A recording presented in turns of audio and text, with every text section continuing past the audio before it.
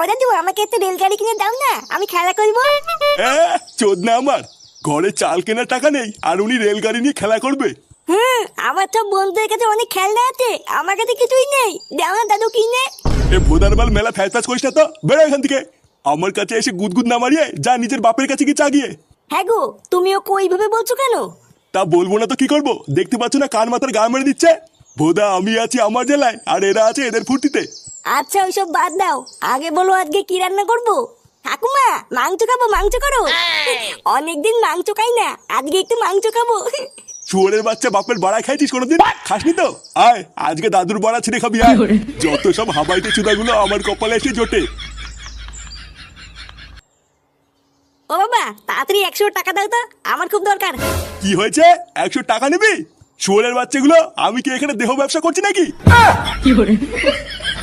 হাট, লেওরা শান্তি যে একটু